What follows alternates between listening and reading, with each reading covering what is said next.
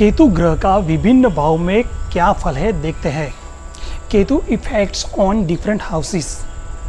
ज्योतिष शास्त्र में केतु अशुभ तथा छाया ग्रह के रूप में माना जाता है। कहा जाता है कि जब केतु की महादशा या अंतर्दशा आती है तो व्यक्ति को कोई न कोई परेशानी अवश्य होती है। ज्योतिष में इस राहु केतु को छाया ग्रह माना जाता है तथा इसी ग्रह के कारण सूर्य तथा चंद्र ग्रहण होता है। राहु केतु ग्रह के संबंध में एक पौराणिक कथा प्रचलित है।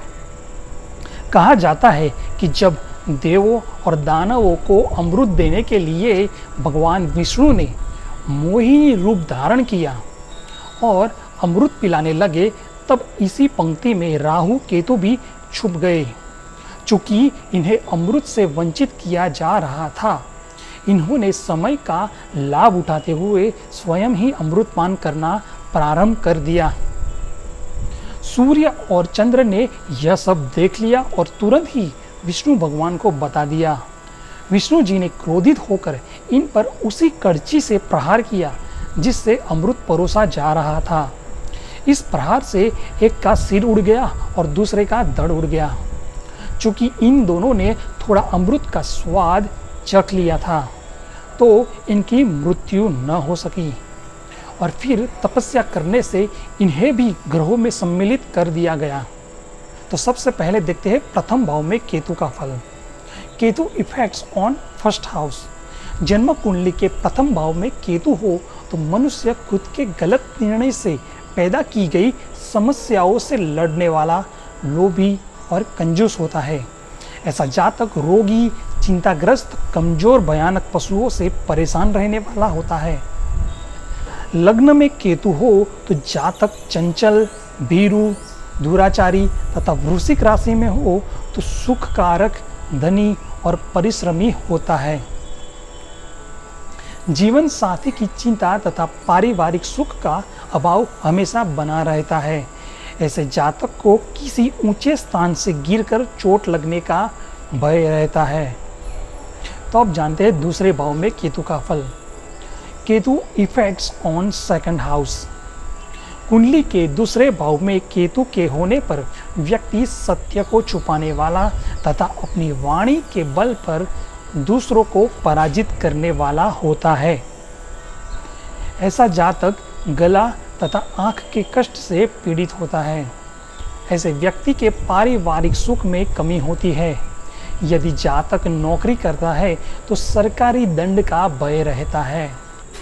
यदि केतु अशुभ राशि में हो या उच्च का होकर किसी शुभ ग्रह से युति में हो तो वह सुख सुविधाओं से युक्त जीवन व्यतीत कराता है। वह आज्ञाकारी, धनवान तथा धार्मिक भी होता है। अब देखते हैं राहु का तृतीय भाव में फल। Effect of Ketu on third house. जन्म कुंडली के तृतीय भाव में केतु मनुष्य को बुद्धिमान, धनी तथा विरोधियों का सर्वनाश करने वाला बनाता है। वह शास्त्रों का ज्ञाता, विवाद में रुचि रखने वाला, परोपकारी तथा बलशाली होता है। वह अपने सगे संबंधियों से स्नेह रखने वाला होता है। वह तीर्थ यात्राओं का शौकीन होता है। यदि केतु अशुभ ग्रह के प्रभाव में है तो जातक हृदय रोगी, कान के रोग से युक्त तथा दुखी रहता है। अब जानते हैं चतुर्थ भाव में केतु का फल। Effect of Ketu on fourth house. जन्म कुंडली के चतुर्थ भाव में केतु माता से मिलने वाले सुख में कमी करता है। हालांकि जातक अपनी माता से भावनात्मक रूप से ज़्यादा जुड़ा हुआ होता है। ऐसे लोग दोस्तों द्वारा अपमानित भी होते हैं। केतु यदि शुभ ग्रह के प्रभाव में है तो जातक ईमानदार, मृदुभाषी, धनी, प्रसन्न, दीर्घायु, माता पिता से सुख तथा उत्तम वाहन का मालिक होता है।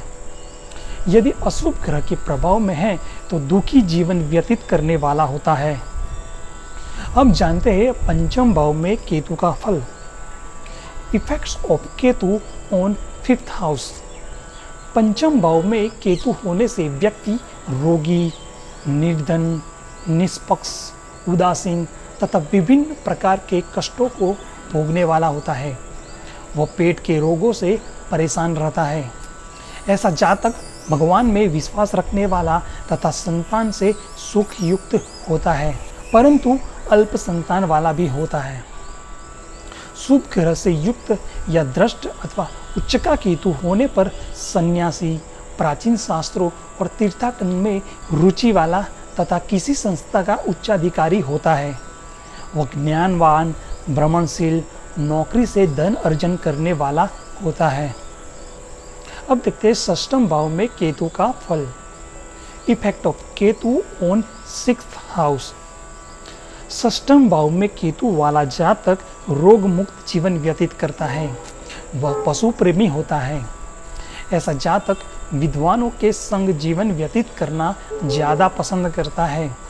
वह दयावान, संबंध स्नेही, ज्ञानी तथा लोक प्रसिद्धि पाने वाला होता है। वह शत्रुओं पर विजय प्राप्त करता है।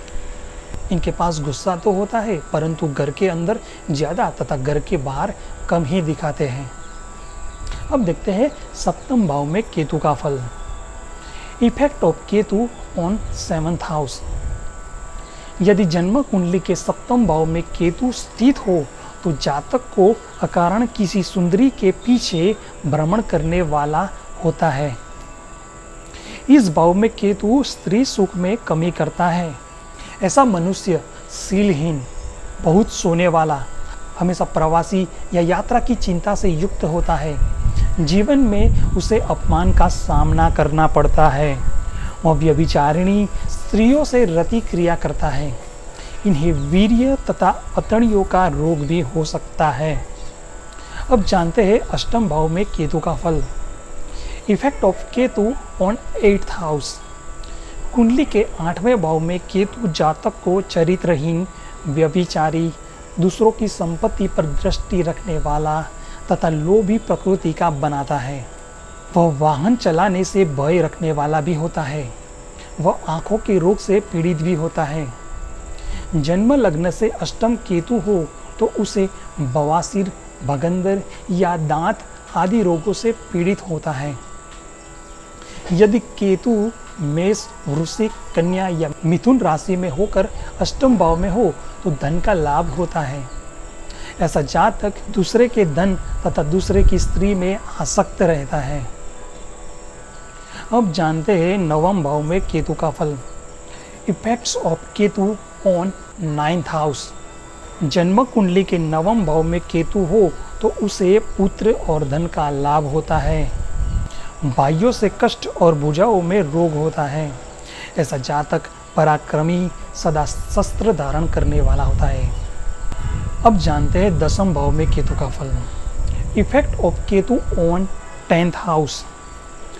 जिस जातक की कुंडली में दसम भाव में केतु हो वह पिता के सुख से रहित और स्वयं भाग्यहीन होते हुए भी शत्रुओं को नाश करने वाला होता है। दसम भाव में केतु जातक को बुद्धिमान, दार्शनिक, साहसी तथा दूसरों से प्रेम रखने वाला बनाता है। वह अपने विरोधियों अथवा शत्रु को कष्ट पहुंचाने वाला होता है। अब जानते हैं एकादश भाव में केतु का फल। Effects of Ketu on 11th house.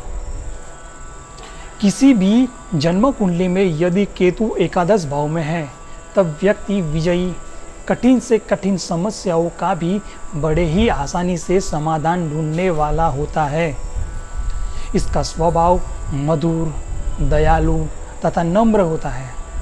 ऐसा व्यक्ति वाणी का धनी होता है तथा भाषण देने में सिद्धहस्त होता है। इसे बवासीर, भगंदर का रोग होता है।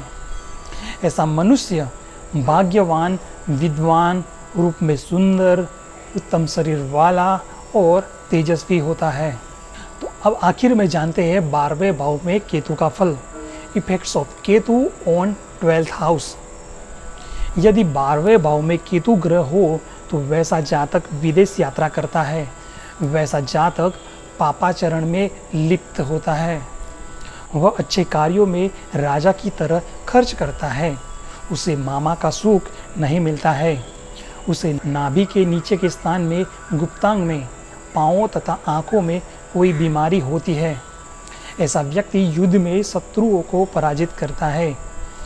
जातक मोक्ष का मार्ग ढूंढने में बेचैन रहता है। तो ये था केतु का विभिन्न 12 भावों में फल। तो आज के लिए बस इतना ही। और भी जानकारी के लिए देखते रहे हमारे चैनल। धन्यवाद।